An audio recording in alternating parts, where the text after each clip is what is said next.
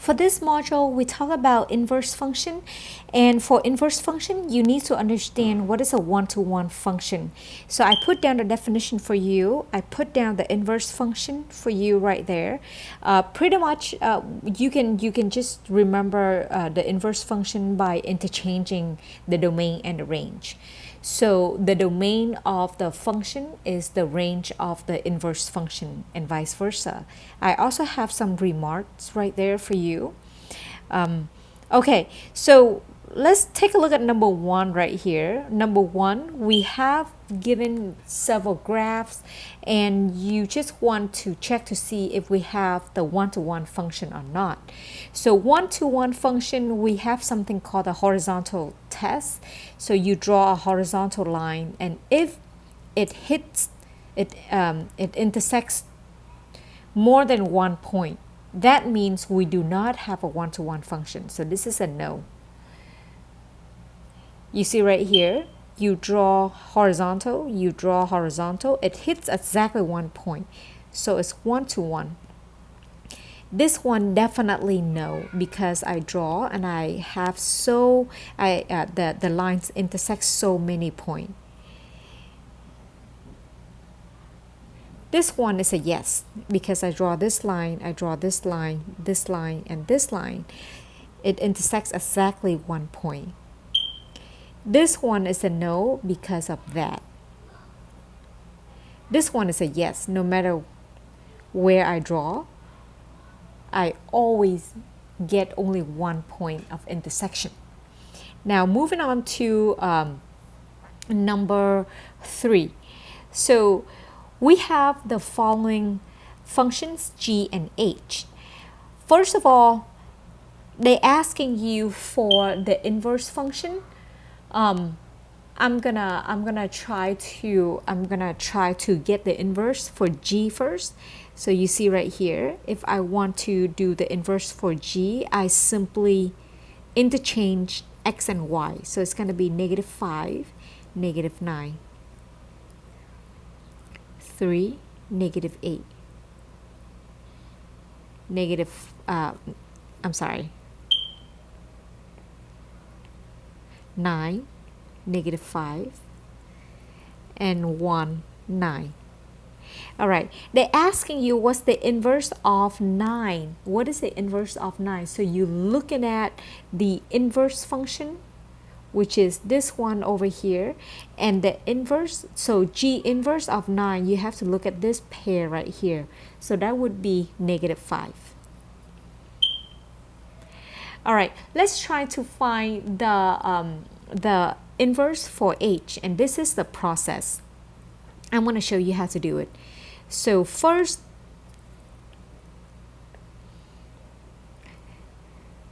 this is the function.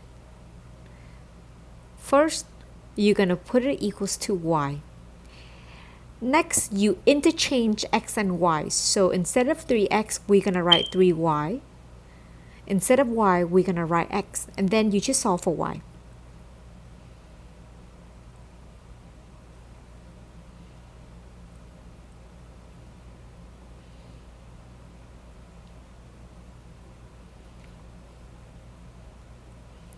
And there you have it. That's going to be your inverse function. Okay. So interchange x and y. And then solve for y. All right.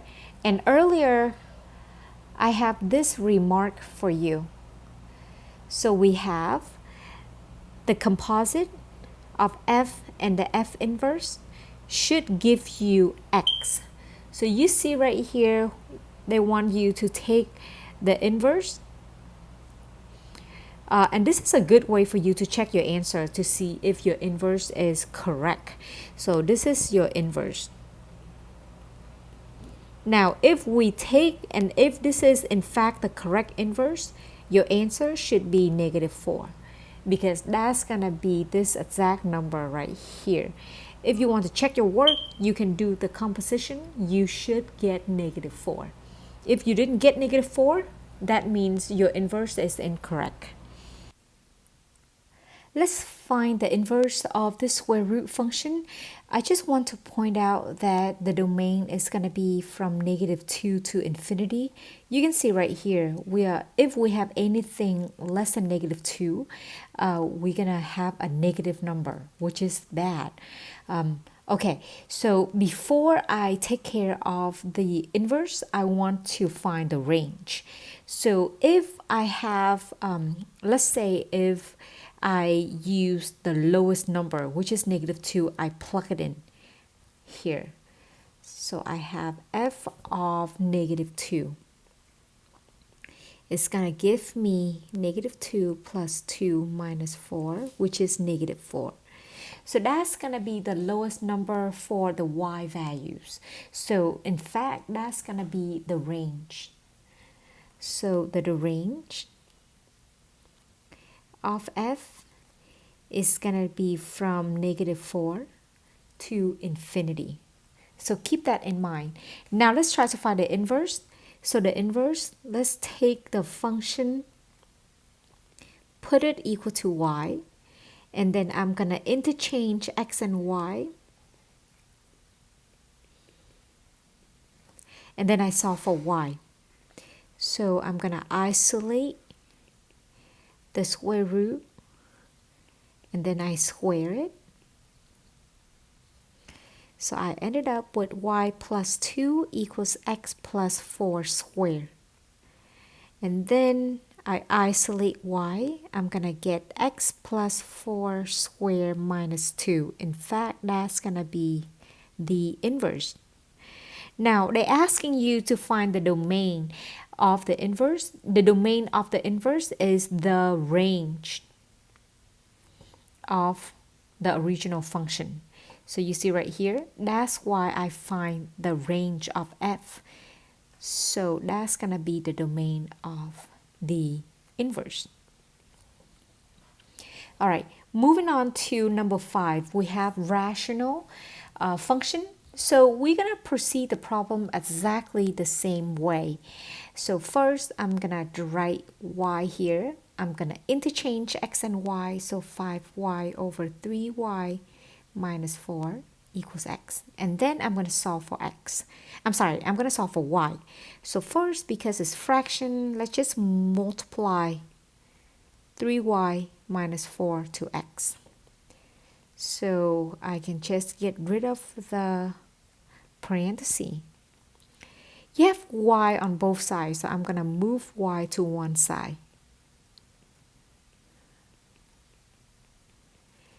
Okay, so we have 5y, and we have 3xy. So if you want to isolate y, you're going to have to factor it out. And then I can just divide.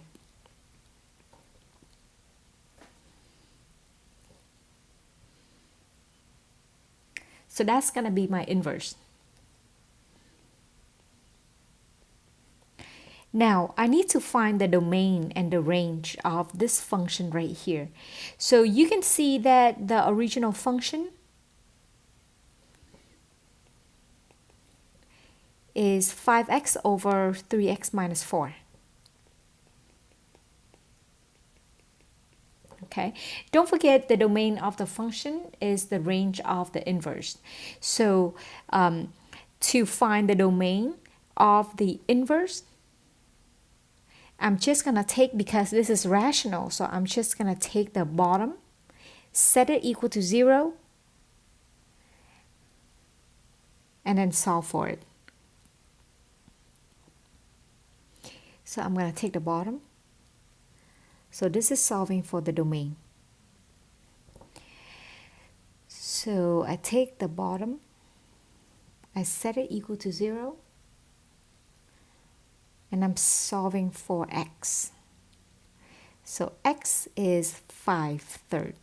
So that's the bad point. That's the point you don't want to include in your domain. So the domain is going to be from -infinity to 5/3, parenthesis, union 5/3 to infinity.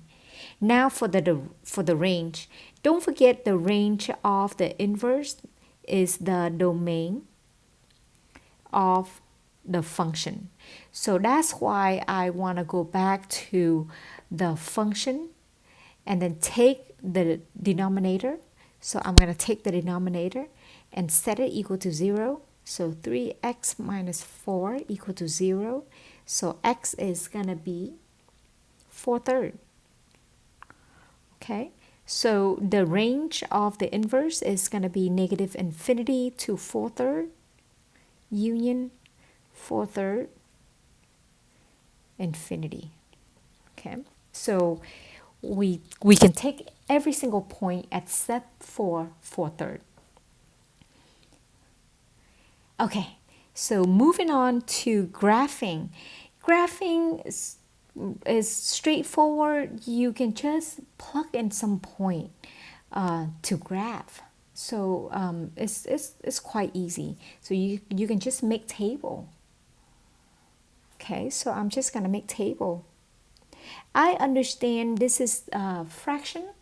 So when you pick points, you should pick points that when you evaluate is gonna be easy for you. So if I pick 0, I'm going to get 1. Okay. It's important for you to take some negative and some positive. So if I, so if I have 1 for x, it's going to be 1/3, right? You don't want to do 2 because you have 1/3 and then 1/3 square is 1/9. So instead, I'm gonna try -1 because if I take 1/3 to the -1 power, I'm gonna get 3. Okay, same thing for -2. 1/3. I take that. That means I flip it. So that means I'm going to get 9. Okay, so if you see fraction, it's better if you take some negative values. So we have 0, 1. We have 1, 1/3 just right here. -1, 3 right here. And -2, 9 right here. And then we can graph.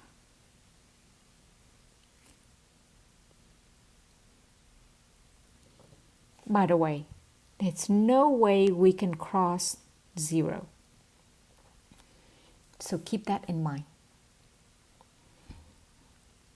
So the x-axis is in fact the asymptote.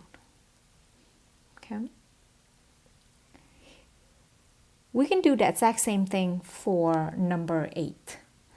So like I said, we should pick some point that make it easy for us to evaluate. So first, I can pick -2.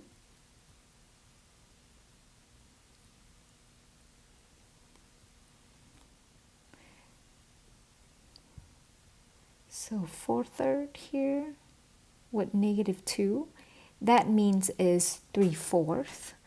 3/4 square, which is 9/16. And then you have to multiply by 3.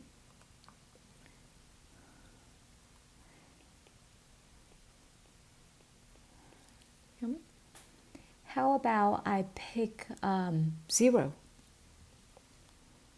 If I pick 0, I'm going to get 1. That's the beauty of exponential function.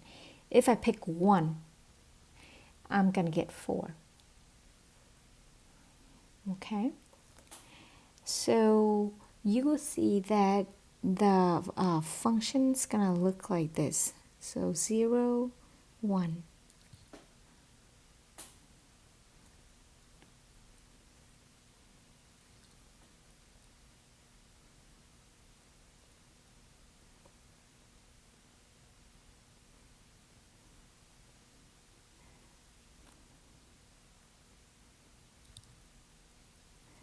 I have 3 times 1 here, so it should be 3. So 0, I have 3.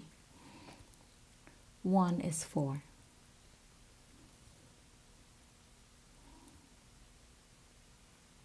And then negative 2, it's like 1 point something right here. Okay, so it's going to go this way. And once again, we have the x-axis at the asymptote. Okay. For this problem, we've taken care of translation. So what we have is the graph of 3 to the x power. Now, hopefully you recognize the translation. So you have x minus 2 here and plus 4 for the entire thing. So what we need to do is we need to shift right 2 units and shift up 4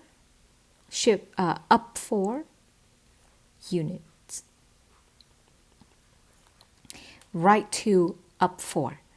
So you can just pick the point, pick any point and do in that manner. So I'm going to pick this point. I'm going to go up 4, 1, 2, 1, 2, 3, 4 to the right. I can take this point and I go 1, 2, 3, 4 to the right. I can take, let's say I can do this one, this one, so 1, 2, 3, 4, right. Okay, so that's gonna be my graph.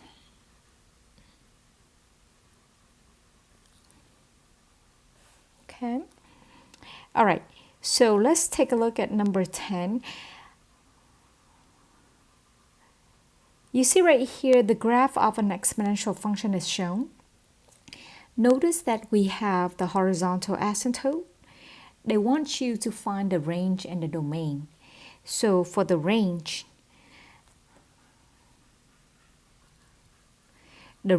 is the y values. Okay, so as you can see, we take any values greater than negative 3. The domain, you look left and right. Left, right. So you see it's going to go all the way. So that means the domain, we take all real numbers. So from negative infinity to positive infinity. Okay, moving on to number 11. So we have the graph of the exponential function. So for the exponential function, and then notice that we have a negative. So pretty much we take the graph and we flip it over. Okay, however, you want to move up 6 because we have add 6 here. So instead of having the horizontal at 0, our new horizontal is going to be up here.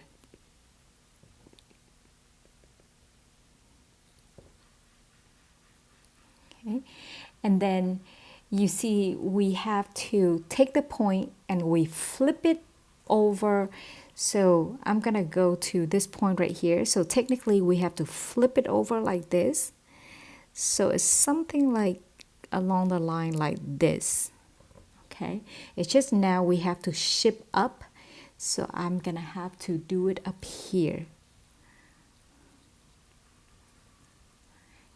And then we flip it over.